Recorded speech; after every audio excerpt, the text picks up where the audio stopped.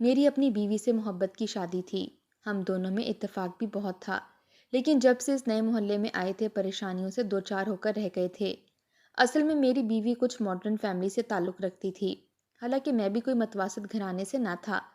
میرا اپنا ایک بڑا گھر تھا، پیسے کی بھی کوئی کمی نہ تھی، لیکن میرا گھر پرانے محلے میں پرانے طرز کا بنا ہوا تھا۔ میرے والدین پرانے خیالات کے مالک تھے کہ ہم نے اپنے گھر کو ایسے ہی رکھنا ہے، کھلا صحن ہے، ہمیں ہوا آتی ہے، پرانی محلے داری ہے، اس لیے نہ تو ہم یہ گھر چھوڑیں گے اور نہ ہی گھر کو نئے طرز سے بنائیں گے۔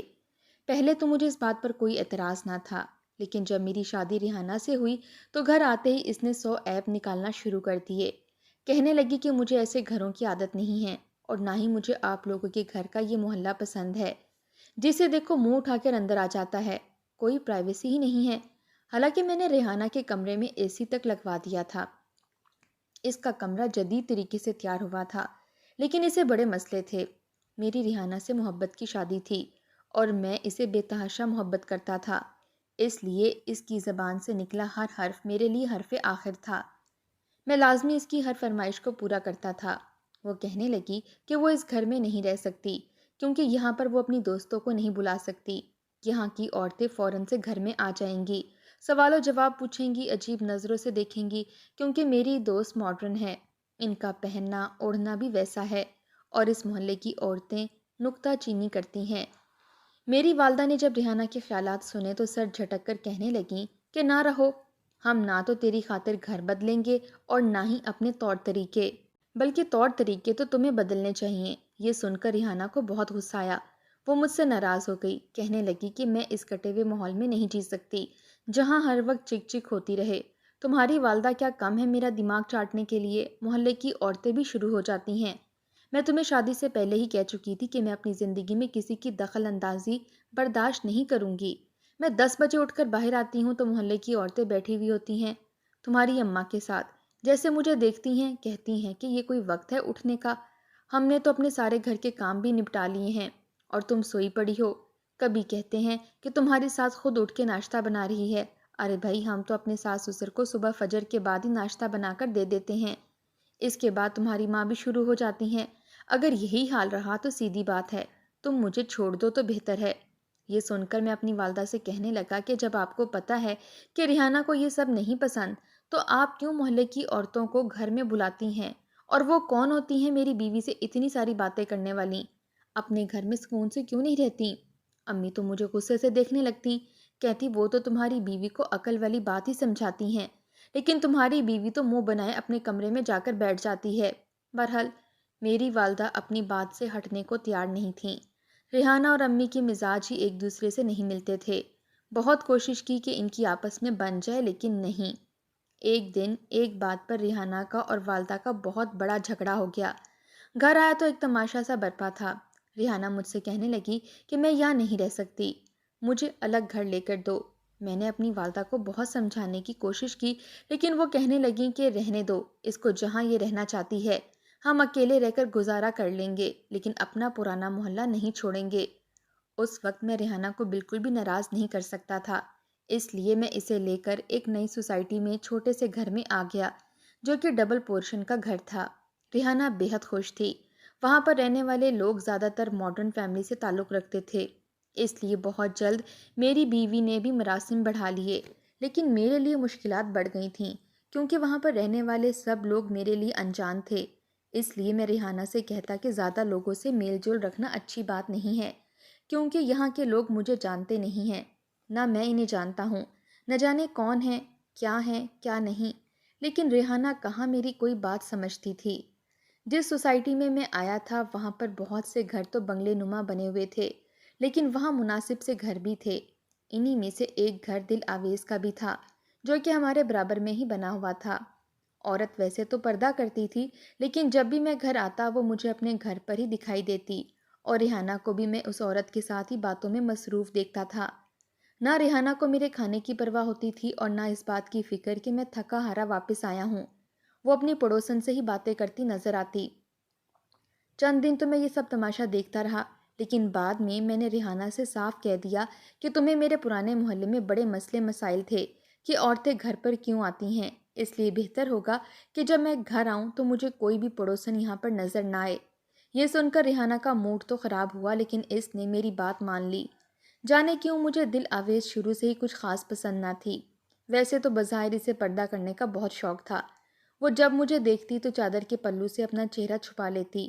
مجھے اس میں کوئی خاص دلچسپی نہ تھی، نہ تو میں نے کبھی اسے دیکھنے کی کوشش کی اور نہ ہی کبھی اسے دیکھا تھا۔ میں تو اس کی نظروں کو دیکھ کر بڑا پریشان ہوتا، کیونکہ وہ میرے گھر کی ایک ایک چیز کو بڑی حسرت سے دیکھتی تھی۔ ٹھنڈی آہیں بھرتی تھی، کبھی کہتی کہ ہمارے گھر تو پنکھے ہی لگے ہوئے ہیں اور وہ بھی ٹھیک سے نہیں چلتے۔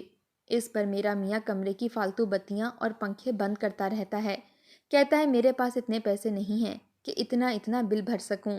ریحانہ تم تو بڑی خوش نصیب ہو۔ ریحانہ اس بات پر اترانے لگتی۔ بہرحال جب سے میں نے ریحانہ کو منع کیا تھا، اب دل آویز کبھی میری موجودگی میں گھر نہیں آئی تھی۔ ایک بار میں کھانا کھا کے فارغ ہوا ہی تھا اور ریحانہ بھی کچن میں برتن دھو رہی تھی کہ جب باہر کا دروازہ کھٹکا۔ میں نے دروازہ کھولا تو سامنے دل آویز کھڑی تھی۔ اس نے ہاتھ میں ایک پلیٹ پکڑی تھی جس کو اس نے دوسری پلیٹ سے ڈھکا ہوا تھا۔ کہنے لگی، راشد بھائی، یہ نیاز کی بالوشاہی ہے، ریحانہ کو دے دیجیے گا اور آپ بھی ضرور کھائیے گا۔ میں میٹھے کا شوقین تھا اور بالوشاہی مجھے بہت پسند تھی۔ میں نے اوپر کی پلیٹ اٹھائی اور وہیں صوفے پر بیٹھ گیا۔ میں میٹھے کا بہت شوقین تھا اور بالوشاہی میری پسندیدہ مٹھائی تھی۔ جیسے ہی میں نے وہ بالوشاہی کھائی، مجھے تو اپنا ہاتھ روکنا مشکل لگ رہا تھا۔ وہ بہت مزیدار مٹھائی تھی۔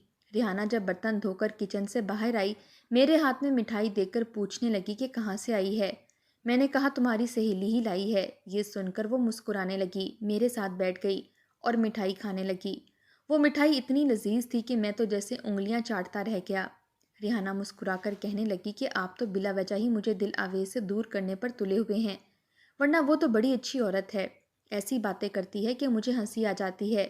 سچ پوچھیں تو یہاں اگر مجھے کبھی اکیلے پن کا احساس ہی نہیں ہوا، کیونکہ دل آویز صبح ہی صبح ہمارے یہاں آ جاتی ہے اور پھر وہ قصے سناتی ہے کہ ہنس کر میرے پیٹ میں درد اٹھنے لگتا ہے۔ میں نے ریحانہ کی یہ بات سنی تو ایک پل کو مجھے میرے ماں باپ یاد آنے لگے تھے، جو اکیلے گھر میں رہتے تھے۔ میں تو ان کی اکلوتی اولاد تھا اور میرے علاوہ ان کا کوئی سہارا بھی نہیں تھا، مگر میں ریحانہ کی محبت میں اس قدر پاگل ہو چکا تھا کہ اس کو لیے یہاں الگ ہو گیا۔ ریحانہ مجھے اس کا بتایا ہوا ایک ایک قصہ سناتے ہوئے ہنس رہی تھی، جبکہ میرا چہرہ تو بالکل سپاٹ ہو چکا تھا۔ میرے ہاتھ میں جو بالوشاہی کا بچا ہوا تھوڑا ٹکڑا تھا، میں نے واپس پلیٹ میں رکھ دیا۔ ریحانہ نے نوٹ کر لیا تھا کہ میرا موڈ خراب ہو چکا ہے۔ کہنے لگی کہ کیا ہوا، آپ ایک دم سے سیریس کیوں ہو گئے ہیں؟ مگر میرا دماغ خراب ہو چکا تھا۔ کہنے لگا کہ یہاں تو تم نے بڑے تعلقات بنا لی ہیں، لوگوں سے ہنستی ہو، بولتی ہو، باتیں کرتی ہو۔ تمہیں کوئی طنز یا تنقید بھی کر دے تو تم بڑے اچھے سے ہینڈل کر لیتی ہو، مگر وہاں میرے ماں باپ کے پاس اگر کوئی تمہیں کچھ کہہ دیتا تھا تو تم کیسے چڑھتی تھی، یہاں تک کہ میری والدہ سے بھی بدتمیزی کر جاتی تھی۔ اور میں ٹھہرا پاگل، بے وقوف، اس قدر آنکھیں بند کر چکا تھا کہ تمہاری بات پر یقین کرتا۔ اب میرے ماں باپ وہاں پر اکیلے رہ رہے ہوں گے، حالانکہ اس عمر میں تو ان کو ہمارے ساتھ رہنا چاہیے تھا۔ میری یہ بات سن کر ریحانہ کی بھی تیور چڑھ چکے تھے اور یوں ہمارے بیچ ایک بحث چھڑ چکی تھی۔ لڑتے لڑتے بات اس حد تک آگے بڑھ گئی کہ میں ریحانہ کو خاموش کروانے کے لیے اس کا منہ دبوچ چکا تھا۔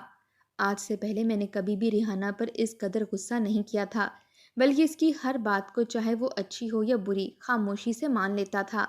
میں نے جب اس کا منہ دبوچا تو اس کی آنکھوں میں بے یقینی تھی۔ اگلے ہی پل اس کی آنکھوں سے آنسو گرنے لگے، ورنہ آج سے پہلے میں نے کبھی اس کو رونے نہیں دیا تھا۔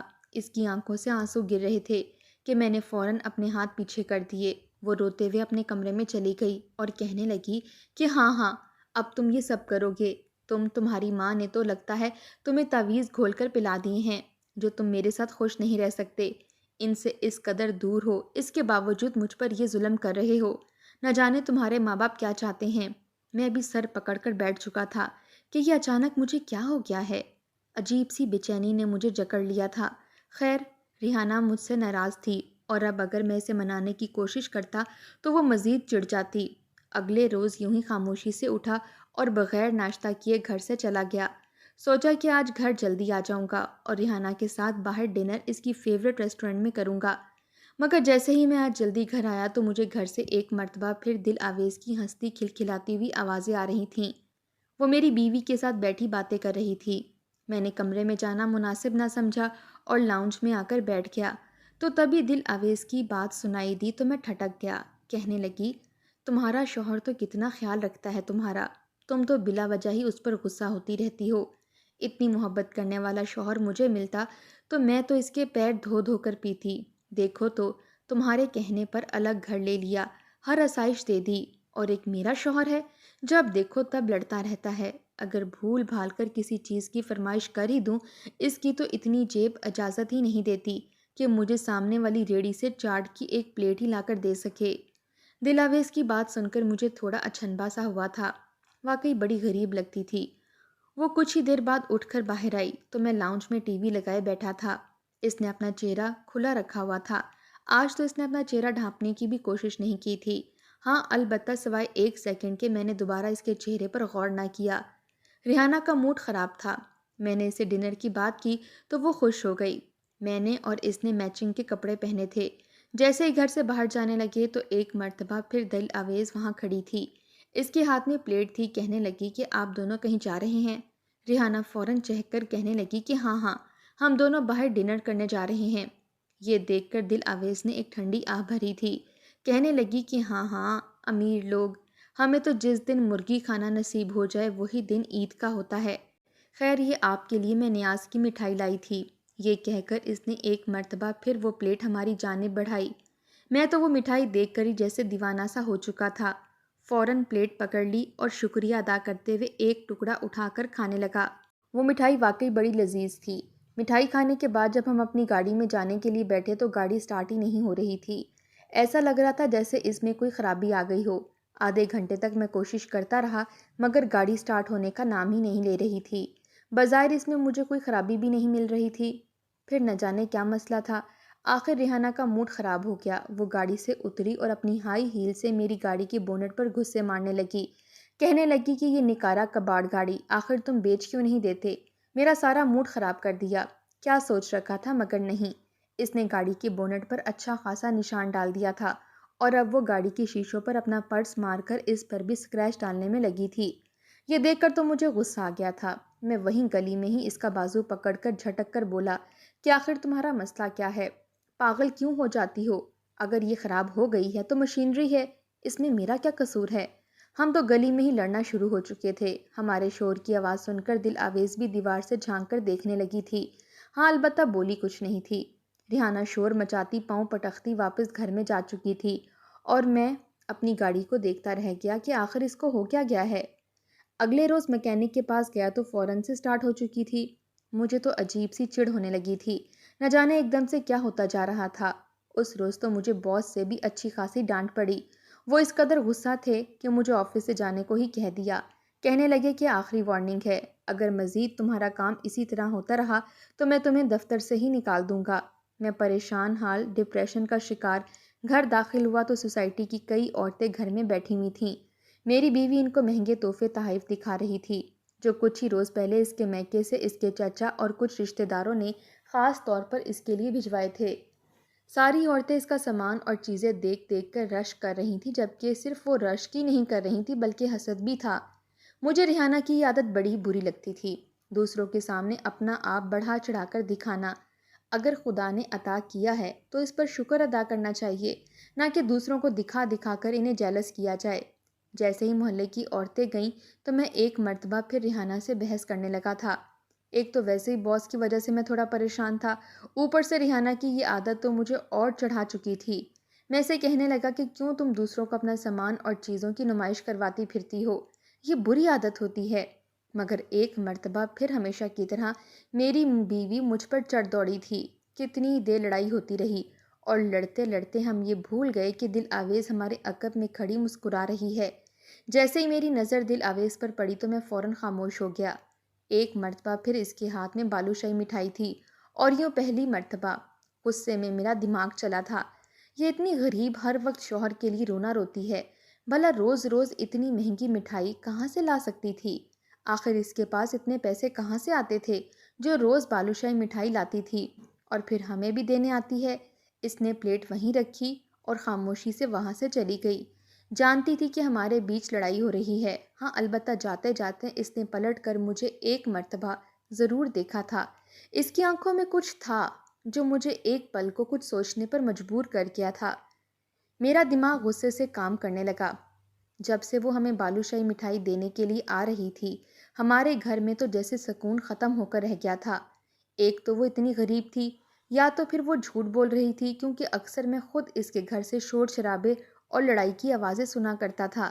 یہ اکثر اپنے شوہر سے اس بات پر لڑ رہی ہوتی تھی کہ مجھے فلاں چیز چاہیے اور فلاں چیز کل تم لا کر دینا، جبکہ اس کا شوہر بعض دفعہ تو ڈنڈا اٹھا کر اس کی پٹائی بھی شروع کر دیا کرتا اور یہی کہتا کہ پانچوں انگلیاں برابر نہیں ہوتیں، جو تیرے پاس ہے اسی پر شکر ادا کر۔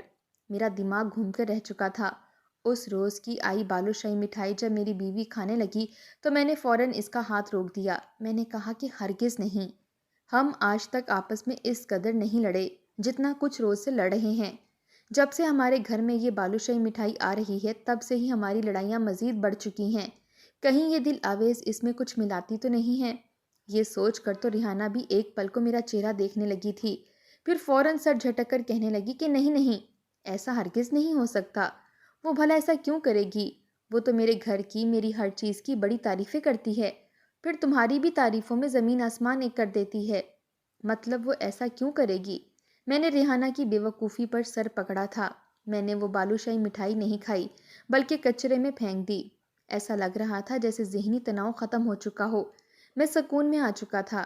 مگر دھیرے دھیرے سب کچھ بدلنے لگا۔ میری نوکری چھوٹ گئی اور اپنی بیوی کے اخراجات پورے کرنے کے لیے میں پائی پائی کا محتاج ہونے لگا، کیونکہ اس کے اور میرے خرچے بڑھ چکے تھے اور ہاتھ میں پیسے ہرگز نہیں تھے۔ میری بیوی تو جیسے ہائی بلڈ پریشر کی مریضہ ہوتی جا رہی تھی، کیونکہ اتنی تنگی کی اسے عادت نہیں تھی۔ کہنے لگی کہ وہ بھی کیا وقت تھا جب ہمارے ہاتھ میں پیسوں کی ریل پیل تھی، کسی چیز کی کمی نہ تھی۔ اب تو الٹا محلے والیاں مجھے اپنی چیزیں دکھا دکھا کر ترساتی ہیں۔ یہ سن کر میں نے ایک کڑی نظر ریحانہ پر ڈالی تھی۔ میں کہنے لگا کہ دیکھ لیا، لگ گئی نا نظر؟ یہ سب کچھ تمہاری اس دل آویز کا کیا ہوا ہے، اور دوسرا ہم دونوں کو ان لوگوں کی حاسد نظر کھا چکی ہے۔ جتنا تم اتراتی پھرتی تھی اب نظروں میں آ چکی ہو، اس کی بدولت آج ہمارے ساتھ یہ سب کچھ ہو رہا ہے۔ ابھی ہم دونوں یہ باتیں ہی کر رہے تھے کہ جب پڑوس سے دل آویز کی ہاں سے چیخو پکار کی آوازیں آنے لگیں۔ وہ چیخ چیخ کر اپنے شوہر کو بلا رہی تھی۔ نہ جانے اس پر کیا قیامت ٹوٹ پڑی تھی۔ پہلے تو ہم نے جانا مناسب نہ سمجھا، مگر جب اس کے شوہر کی اس کو مارنے کی اور بہت سی اونچی جھگڑے کی آوازیں آئیں تو میں اور میری بیوی دیوار سے جھانک کر دیکھنے لگے کہ اگر خدا نخواستہ کوئی ایمرجنسی ہے تو ہم ان کے گھر جا کر ان کی مدد کر سکیں۔ مگر جو بات سنائی دی وہ تو ہمارے قدموں کے نیچے سے زمین کھینچ چکی تھی۔ اس کا شوہر دل آویز کو بری طرح سے مار رہا تھا۔ ریحانہ کہنے لگی کہ میں ابھی جا کر بات کرتی ہوں، بھلا وہ کیسے اپنی بیوی پر تشدد کر سکتا ہے۔ مگر وہیں صحن میں پڑی چارپائی پر دل آویز کی 8-9 سالہ بچی تڑپ رہی تھی۔ اس کی آنکھیں پھر چکی تھیں اور وہ یوں تڑپ رہی تھی جیسے اسے بجلی کے جھٹکے لگے ہوں۔ تبھی دل آویز کا شوہر بولا، سب تیری وجہ سے ہوا ہے۔ اگر تو دوسروں کا گھر خراب نہ کرتی تو آج ہماری بیٹی کا یہ حال نہ ہوتا۔ تو جیسی عورت کو تو جتنا مارا جائے اتنا کم ہے۔ تو نے دوسروں کے لیے گڑھا کھودا تھا، آج تیری اپنی بیٹی اس نوبت کو پہنچ چکی ہے۔ اور کھلا جھاڑ پھونکی بھالوشاہی مٹھائی پڑوسیوں کو، تو ان کو نظر لگانے چلی تھی، تیری اپنی بیٹی نہیں وہ مٹھائی کھا کر تجھے ناکو چنے چبوا دیے ہیں۔ دل آویز رو رہی تھی، کہنے لگی کہ جتنا مارنا ہے مار لینا، مگر میری بچی کو فوراً ڈاکٹر کے پاس لے کر جاؤ۔ اس کا شوہر اسے ڈاکٹر کے پاس لے گیا، مگر اس کو کیا بیماری تھی کوئی سمجھ نہ سکا۔ 3-4 دن بعد اس کی بیٹی یوں ہی تڑپ تڑپ کر مر گئی۔ دل آویز تو روتے روتے ہمارے گھر کے دروازے پر آ کر گری تھی، ہاتھ جوڑ کر معافی مانگنے لگی۔ جو انکشاف اس نے کیے، میں اور ریحانہ تو حیران رہ چکے تھے۔